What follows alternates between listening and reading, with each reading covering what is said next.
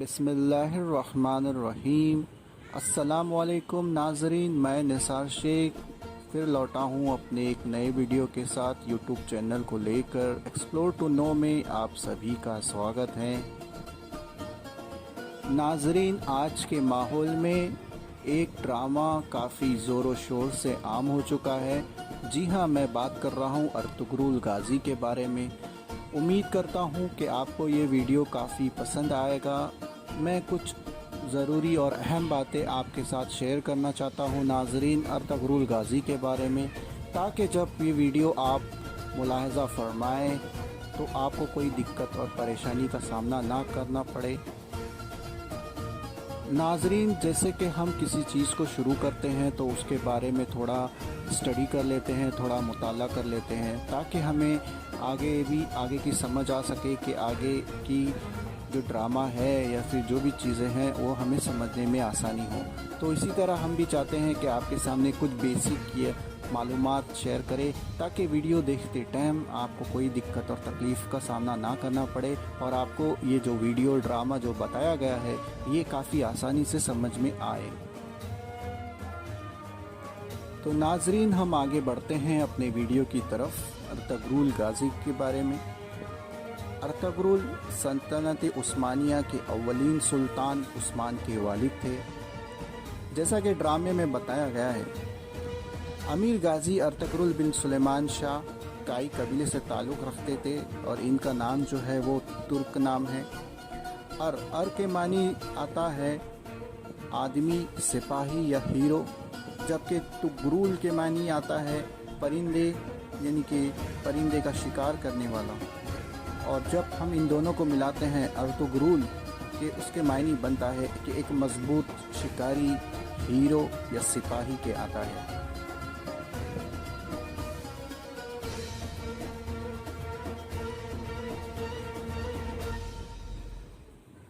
जैसा कि दोस्तों मैंने अर्तुगरुल के नाम के बारे में आपको बताया, अब आगे बढ़ते हैं उनकी कुछ बेसिक मालूमात के लिए। अर्तुगरुल गाजी जिनका वफ़ात जो हुई थी सन 1280 हिजरी में हुई थी, और तुर्क ओगस की शाह काई कबीले के सरदार सुलेमान शाह के बेटे और सल्तनत उस्मानी के बानी उस्मान अव्वल के वालिद थे। इनकी विलादत का ज़माना सन 1191 के आसपास का बताया जाता है, जबकि सन वफ़ात 1281 बताई जाती है, और इनका मुदफ़न अनातोलिया के शहर सोगत में वाक़ है। अर्तुगरुल गाजी एक बहादुर, निडर, बेखौफ, अक्लमंद, दलेर, ईमानदार और बारक़ाब सिपाही थे। वो इस्लाम के परचम को हमेशा बुलंद रखना चाहते थे। अपने हर बुनियादी उसूल इस्लामी तारीख़ात और कुरान की रोशनी में बताते थे। वो सारी उम्र सल्जुकी सल्तनत के वफ़ादार रहे। सुल्तान अलाउद्दीन के बाद अव्वल ने अर्तुगरुल की खिदमत से मुतासिर होकर उनको सोगत और उसके नौ में वाक़ दूसरे शहर बतौर जागीर अता किए, और साथ ही सरदार आला का अहदा भी दिया।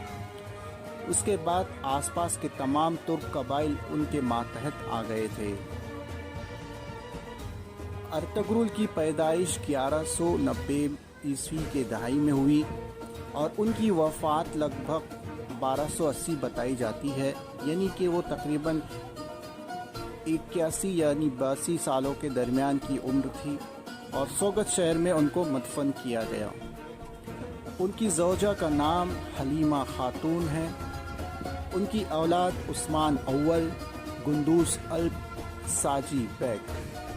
वालिद का नाम सुलेमान शाह था और वालदा का नाम हाइमा खातून।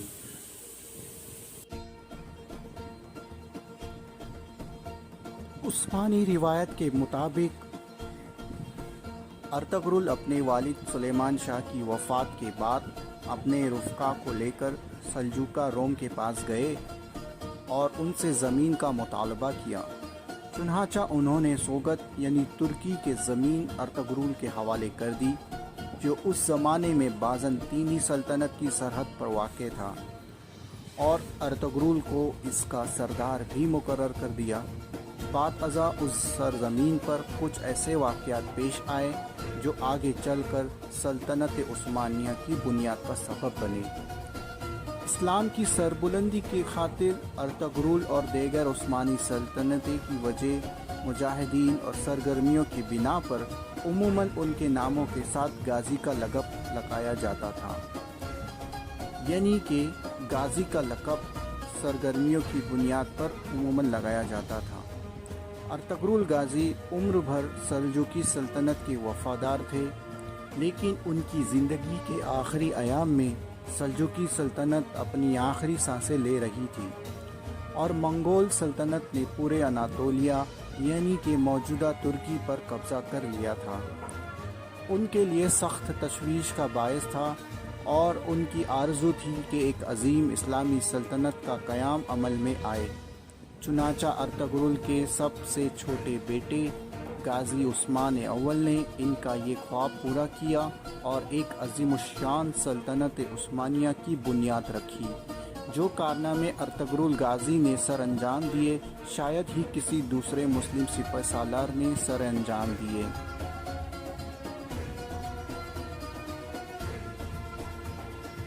ناظرین، اب بات کرتے ہیں ارطغرل غازی سیزن یعنی ڈرامے کی، ڈاکومنٹری فلم کی۔ ارطغرل غازی ڈرلش ارطغرل جمہوریہ ترکی میں سرکاری ٹی وی چینل TRT1 پر پیش کیے گئے ہیں۔ ڈرامے ارطغرل ڈرلش کا اردو ترجمہ ہے، جس کا پہلا سیزن 2015 کو پاکستان میں ہم نیٹ ورک کے چینل ہم ستارے پر پیش کیا جا چکا ہے اور دوسری بار نئی اردو ڈبنگ کے ساتھ اپریل 2020 سے PTV ہوم پر چلایا جا رہا ہے۔ ترکی کی تاریخ میں ڈرامے کا یہ سب سے بڑا منصوبہ ہے۔ اس سے پہلے ترکی کے بنائے ہوئے کئی ڈرامے پاکستان میں اردو ترجمے کے ساتھ پیش کیے گئے ہیں، جن میں سے تاریخی موضوعات پر بنائے ہوئے ڈراموں نے زیادہ مقبولیت حاصل کی ہے۔ اس ڈرامے کے اختتام کے بعد کورلش عثمان نے اس کی جگہ لے لی، جس کی کہانی عثمان اول کے گرد گھومتی ہے۔ تو ناظرین، یہ تھی کچھ بیسک معلومات، انفارمیشن۔ یہ جو ڈرامہ یا ڈاکومنٹری فلم فلمایا گیا ہے، ترکی کے ایک نزدیکی شہر ریبا میں فلمایا گیا ہے اور اس میں 5000 سے لوگوں نے یا 5000 سے زائد لوگوں نے شرکت کی۔ ان ایکٹرز کو جب یہ کام سونپا گیا تو ان کو یہ اندازہ نہیں تھا کہ یہ کیا کرنے والے ہیں۔ ناظرین، ان ایکٹرز کو یہ بالکل اندازہ نہیں تھا کہ وہ کیا کارنامہ اور کیا کام انجام دینے جا رہے ہیں۔ ان کو یہ ذرا بھی احساس نہیں تھا کہ وہ اس ڈرامے کے ذریعے کیا چیز بتانا چاہ رہے ہیں۔ بعد میں ان کو یہ احساس دلایا گیا اور یہ احساس ہوا کہ وہ اسلام اور دین کو مضبوط کرنے میں جہاد کر رہے ہیں اور ایک اسلام کی سچائی کا تاریخی واقعات لوگوں کے سامنے پیش کر رہے ہیں۔ بعد میں عموماً انہوں نے اپنے اندر یہ محسوس کیا کہ یہ اس کردار کو انہوں نے کافی سیریس طور پہ یعنی کافی اچھے طریقے سے اپنے کردار کو نبھایا۔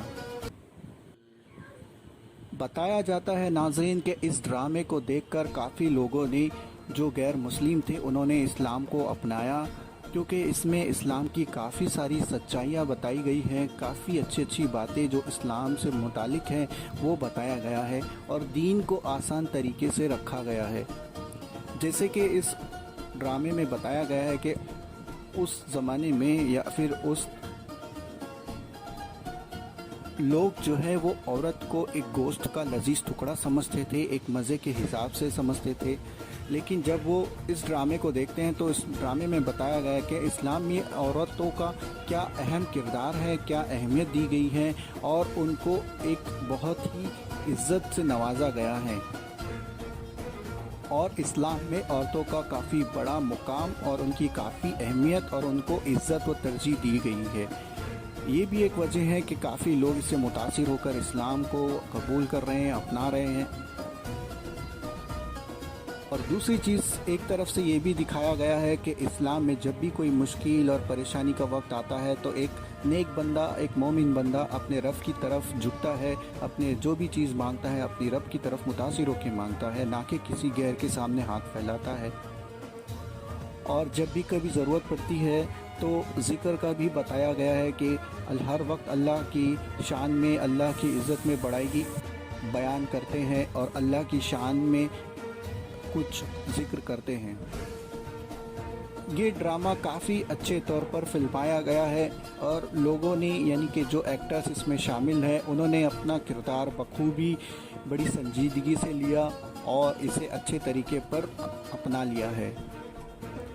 تو ناظرین، یہ تھی کچھ اہم معلومات جو میں نے آپ کے سامنے پیش کی۔ امید کرتا ہوں کہ آپ کو ہمارا یہ ویڈیو کافی پسند آیا ہوگا اور انفارمیشن آپ تک پہنچی ہے۔ کمنٹ باکس میں آپ لکھ کر ضرور بتائیں کہ آپ کی کیا رائے ہے اور آپ آگے کیا دیکھنا پسند کرنا چاہیں گے۔ تو دوستو اور ناظرین، اس ویڈیو کو لائک شیئر ضرور کیجئے اور سبسکرائب بھی کیجئے تاکہ آنے والی ویڈیو اور معلوماتی انفارمیشن آپ سے نہ چھوٹے، اور بیل آئیکن کو ضرور پریس کریں تاکہ نوٹیفیکیشن آپ تک پہنچتی رہے۔